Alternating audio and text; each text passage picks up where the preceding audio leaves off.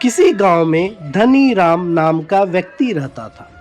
धन के नाम पर उसके पास फूटी कौड़ी नहीं थी। काम धंधे के लिए बहुत हार पैर मारे, लेकिन कहीं से कोई जुगाड़ नहीं हो पाया। जब कोई रास्ता नहीं दिखाई दिया तो उसने चोरी करके अपने घर का खर्चा चलाना शुरू किया। वह जिस गांव में रहता था उस गांव को छोड़कर आसपास के सभी गांव में चोरी करता था। एक रात खाना खाकर हमेशा की तरह वो चोरी करने निकला। उस रात उसने एक गांव में सेठ के यहाँ चोरी करने की योजना बनाई थी। संयोग से उस दिन सेठ के घर श्री हरि की कथा हो रही थी, इसलिए सभी जाग रहे थे। चोर घर के पीछे छिपकर बैठ गया और सबके सोने का इंतजार करने लगा। इसी बीच उसने भी श्री हरि की कथा सुनी। पंडित जी श्री हरि का वर्णन कर रहे थे। सुंदर चमकीले मोती, माणिक्य जैसे वस्त्र, सोने का मुकुट धारण किए, तारों सी चमचमाते मोतियों की माला धारण किए प्रभु प्रकट हुए। जब ये बातें चोर के कान में पड़ी तो उसने सोचा कि ये व्यक्ति जरूर बड़ा मालदार है, इसके घर चोरी करनी चाहिए। पंडित जी से उसका पता पूछने के लिए वो उतावला हो गया। कथा समाप्त करके जैसे ही पंडित जी बाहर निकले, चोर ने उनका पीछा करना शुरू कर दिया। सुनसान जगह देखकर चोर ने पंडित जी का रास्ता रोक लिया और चाकू दिखाकर बोला, पंडित, जल्दी से मुझे उस मालदार सेठ का अता पता बता, जिसके शरीर पर हीरे जवाहरात आदि करोड़ों का माल है। यह अपना झोला झमेला मेरे हवाले कर दे। अचानक से चोर को देख पंडित जी घबरा गए।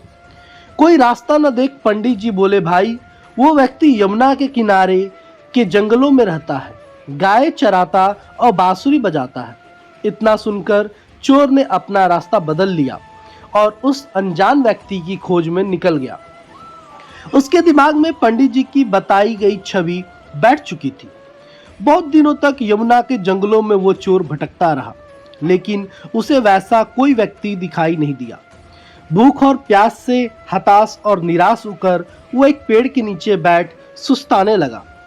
तभी उस चोर की आंख लग गई। उसे एक सपना आया जिसमें उसने उसी व्यक्ति को देखा जिसके बारे में पंडित जी ने बताया था। झुंझलाकर चोर की आंखें खुल गई तो उसने देखा कि सामने वही ग्वाला अपनी गायों के साथ आभूषणों में से युक्त वस्त्रों में खड़ा है।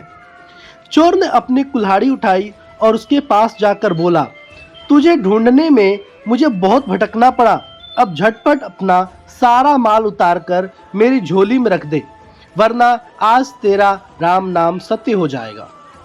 श्री कृष्ण ने मुस्कुराते हुए कहा, भाई, उस पेड़ के नीचे मैंने इससे भी ज्यादा माल गाड़ रखा है, तुझे जितना चाहिए ले जाओ।